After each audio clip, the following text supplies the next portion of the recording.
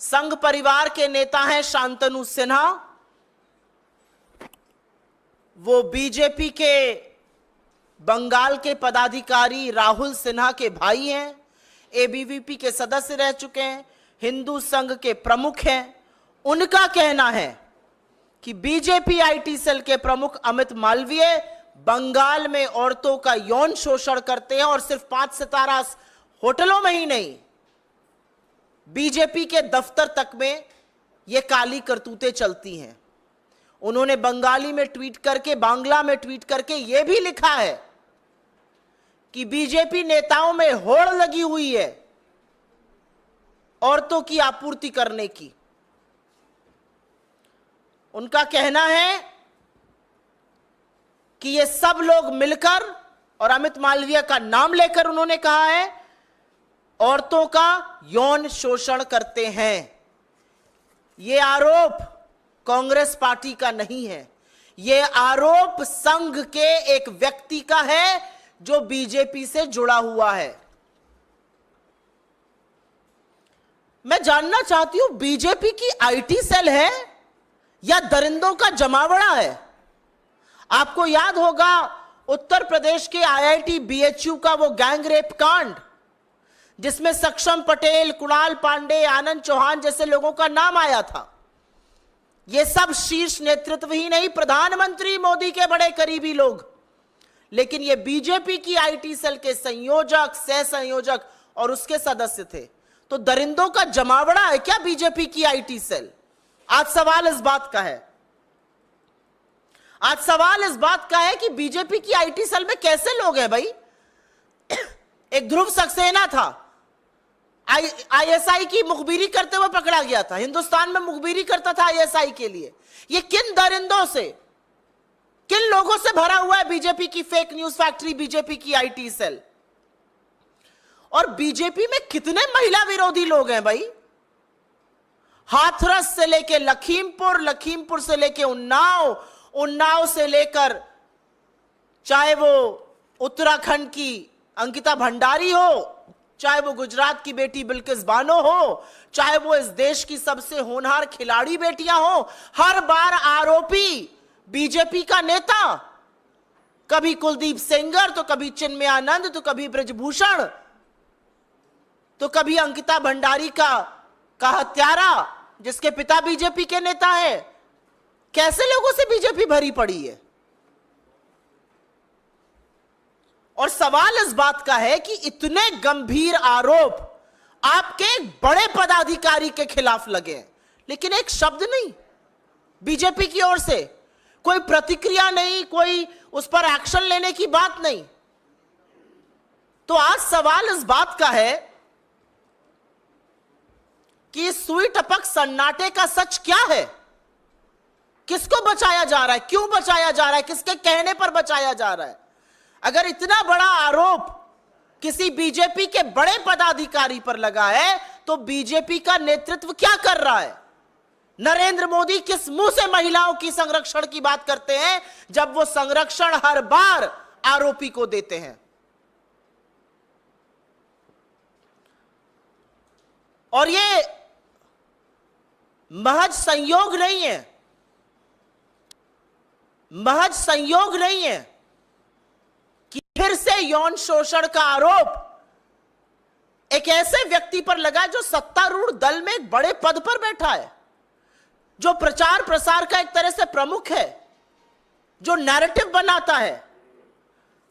इस व्यक्ति ने अपना इतिहास इनका खखोल लीजिएगा, इतने ऐसे व्यक्ति को ऐसे पद पर बिठाना यह बीजेपी का नैतिक दिवालियापन दिखाता है। यह वो व्यक्ति है जिसने खुलेआम पोर्नोग्राफी की बात करी है, यह वो व्यक्ति है जिसने विपक्ष के खिलाफ झूठ, मनगढ़ंत कहानियां, हर तरह के षड्यंत्र रचे हैं। राजनीतिक प्रतिद्वंद्विता को किनारे रखकर इसने देश के प्रथम प्रधानमंत्री पंडित नेहरू तक को नहीं बख्शा। उनकी अपनी बहन और भतीजियों के साथ की फोटो को इसने दुष्प्रचार करके चलाया, लांछन लगाए। इस आदमी ने राहुल गांधी के बयानों को काट छाट कर उनकी छवि धूमिल करने का कुत्सित प्रयास किया। इस व्यक्ति ने तमाम मर्यादाओं को लांघते हुए सोनिया जी के खिलाफ, विपक्ष के तमाम नेताओं के खिलाफ दुष्प्रचार किया। कोई राजनीतिक मर्यादा, कोई राजनीतिक शुचिता इस आदमी ने नहीं रखी और एक ऐसी फेक न्यूज फैक्ट्री बना दी बीजेपी की, जो सिर्फ झूठ, सिर्फ मनगढ़ंत कहानियां, मनोहर कहानियां रचती है, आधा सच और पूरा झूठ फैलाती है। तो आज हमारी मांग है कि आरएसएस के एक वरिष्ठ पदाधिकारी के इस बयान पर बीजेपी क्या कर रही है। हमारी मांग है कि एक निष्पक्ष जांच हो। हमारी मांग है कि सच सामने आए और हमारी मांग है कि जब तक जांच पूरी तरह से कार्रवाई ना हो जाए, सत्तारूढ़ दल के इतने बड़े पद पर एक ऐसा व्यक्ति नहीं बैठ सकता है जिस पर इतने बड़े यौन शोषण के गंभीर आरोप लगे हैं। मैं पूछना चाहती हूं, मंत्रालय आवंटन तो अभी बाकी है, लेकिन क्या कोई नया बाल विकास मंत्री जो भी बनेगा या बनेंगी, वो भी पहले वाली की तरह आंखों पर पट्टी और मौन व्रत रख लेंगी? इस देश में राष्ट्रीय महिला आयोग तो है, वो सिर्फ विपक्ष में जब कुछ होता है तो जागती हैं। इसका स्वतः संज्ञान नहीं लीजिएगा, नहीं जाइएगा कोलकाता, नहीं कीजिएगा कार्रवाई। आप महिलाओं के संरक्षण, उनके अधिकार, उनके सामर्थ्य, उनके संबल के लिए है, लेकिन आपने सिर्फ गंदी घिनौनी राजनीति की है। आज भी वक्त है, जाग जाइए। मेरा अपना मानना है कि कठोर कदम उठाने चाहिए भारतीय जनता पार्टी को।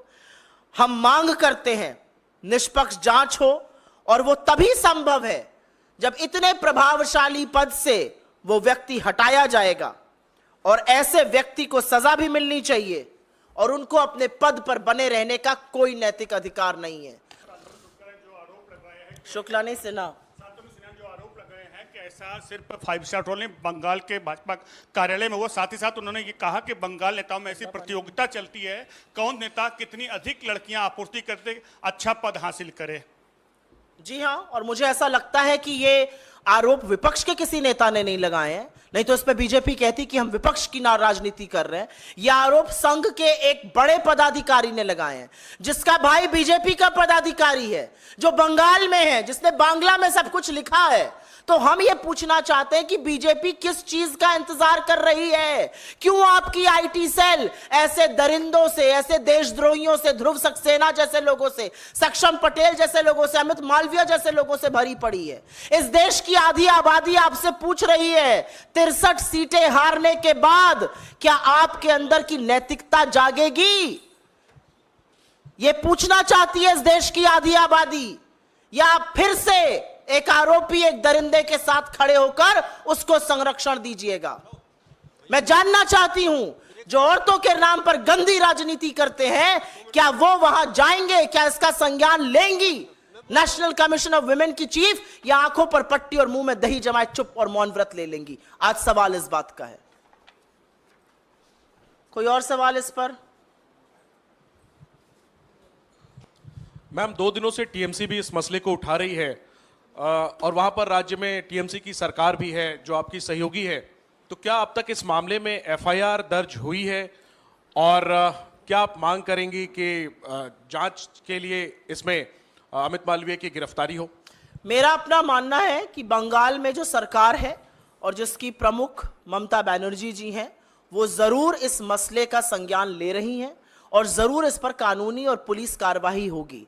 अगर एक व्यक्ति इतने गंभीर आरोप लगा रहा है बीजेपी के एक प्रमुख पदाधिकारी पर, तो आपके सामने 2 औचित्य हैं। या तो बीजेपी आए और पूरे दमखम के साथ कहे कि यह आरोप गलत है, हम इनको सिरे से खारिज करते हैं, जिसने आरोप लगाया है हम उसके खिलाफ कानूनी कार्रवाई करेंगे, करें मानहानि का दावा। या तो बीजेपी ये करे, या बीजेपी थोड़ी सी नैतिकता दिखाए, सामने आए और बोले गंभीर आरोप है, देश की आधी आबादी के खिलाफ है, आरोप बहुत संगीन है। जो व्यक्ति इतने इन्फ्लुएंशियल पद पर बैठा है, पहले उनको उनके पद से मुक्त किया जाएगा, एक इंडिपेंडेंट जांच की जाएगी और उसके बाद आगे की कार्रवाई होगी। यही दो रास्ते हैं बीजेपी के पास। लेकिन बीजेपी की ओर से आपको सुई टपक सन्नाटा सुनाई दे रहा है। साए साए एक शब्द नहीं बोल रही है भारतीय जनता पार्टी। ना वो ब्रजभूषण पे बोलते हैं, ना वो कुलदीप सिंह सेंगर पे बोलते हैं, ना वो चिन्मयानंद पर बोले, ना वो हाथरस पे बोले, ना वो लखीमपुर के चीरहरण पे बोले, ना वो अंकिता भंडारी पर बोले, ना वो IIT BHU पर बोले, ना वो बिल्किस बानो पर बोले। लेकिन इस देश ने आपको दिखाया, इस देश की महिलाओं ने आपको दिखाया, आप जिसको अपनी जीत बनाकर चल रहे हैं वो निर्णायक नैतिक हार है। और बहुत कारणों से हुई, उसमें से एक कारण यह भी था कि आप इस देश की आधी आबादी के तिरस्कार में और हर वक्त संरक्षण आरोपियों को देने में खड़े होते हैं। और आप अगर फेसबुक पर देख रहे हैं तो फॉलो कर लें हमारा पेज, और अगर आप यूट्यूब चैनल देख रहे हैं हमारा, सब्सक्राइब कर लें और बेल आइकन दबाना हरगिज़ ना भूलें। धन्यवाद, शुक्रिया।